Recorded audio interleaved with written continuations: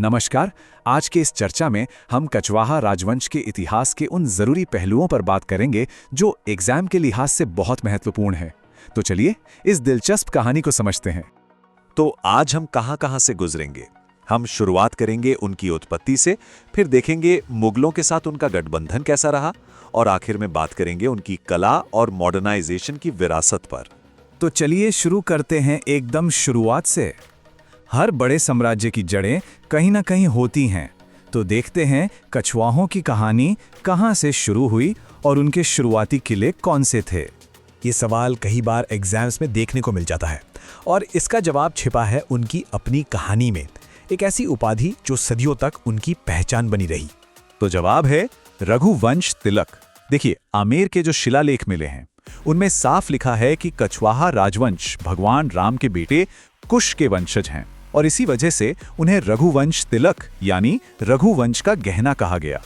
अच्छा, इस राजवंश का शुरुआती सफर 3 राजधानियों से होकर गुजरा। पहले दौसा, फिर रामगढ़ और आखिरकार आमेर। ये एक एक करके इनकी बढ़ती हुई ताकत और स्ट्रैटेजिक सोच को दिखाता है। अब एक छोटी सी क्षेत्रीय शक्ति से एक बड़ी ताकत बनने का जो सफर था वो मुगल गठबंधन के साथ ही शुरू हुआ। ये वो साझेदारी थी जिसने इतिहास का रुख ही मोड़ दिया। ये तारीख, इसे तो बिल्कुल नोट कर लीजिए।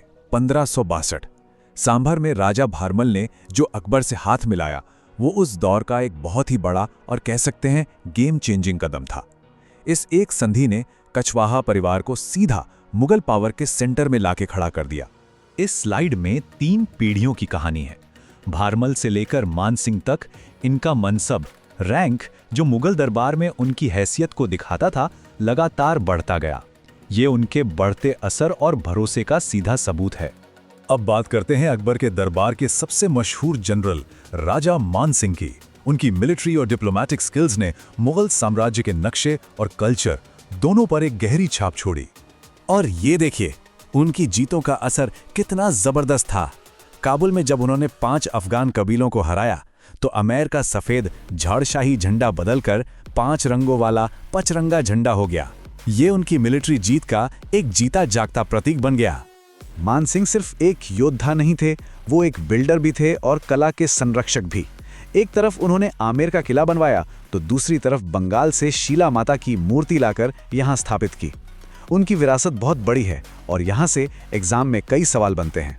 अब इस राजवंश के इतिहास में एक ऐसा दौर आया जो आर्किटेक्चर और साइंस का गोल्डन पीरियड माना जाता है और इसका श्रेय जाता है 2 शासकों को जिनका नाम था जय सिंह।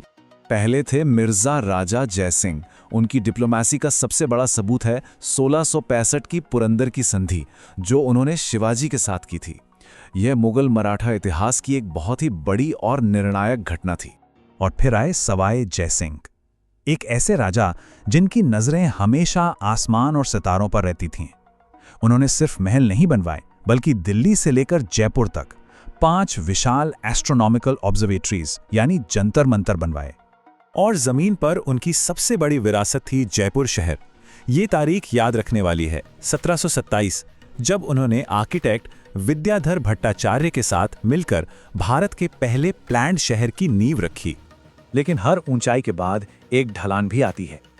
सवाई जयसिंह की मौत के बाद ये गोल्डन पीरियड खत्म हुआ और उनके बेटों के बीच तख्त के लिए एक भयानक लड़ाई शुरू हो गई जिसमें मराठों ने भी एक अहम किरदार निभाया। सवाई जयसिंह के बाद उनके बेटों ईश्वरी सिंह और माधो सिंह के बीच एक सिविल वॉर छिड़ गई।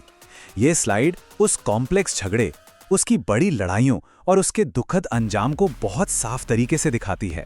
अब अपने आखिरी दौर में इस राजवंश ने कुछ ऐसे शासक दिए जिन्होंने जयपुर को एक अनोखी पहचान दी और उसे मॉडर्न जमाने में लेकर आए।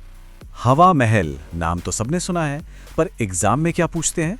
ये नंबर 953, जी हाँ, 953 खिड़कियां या कहिए झरोखे।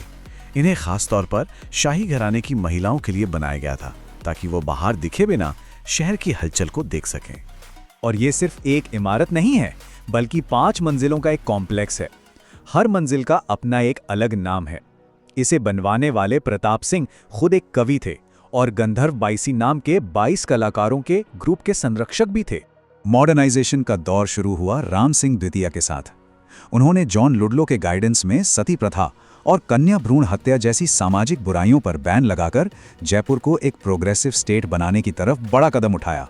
और 1876 में जब वेल्स के राजकुमार आने वाले थे तो उनके स्वागत में उन्होंने पूरे शहर को गेरुआ यानी पिंक रंग में रंगवा दिया। और इसी एक फैसले ने जयपुर को हमेशा के लिए पिंक सिटी की पहचान दे दी, जो आज भी कायम है। तो आखिर में सवाल यही उठता है कि कछवाओं की सबसे बड़ी और स्थायी विरासत क्या है? मुगल दरबार में उनकी डिप्लोमेसी, सवाई जयसिंह की साइंटिफिक सोच, या फिर जयपुर शहर की प्लान्ड गलियां? शायद इसका कोई एक जवाब नहीं है, लेकिन उनकी कहानी हमें ये जरूर सिखाती है कि कैसे एक राजवंश जंग, साइंस और आर्ट के जरिए अपनी एक अलग पहचान बना सकता है।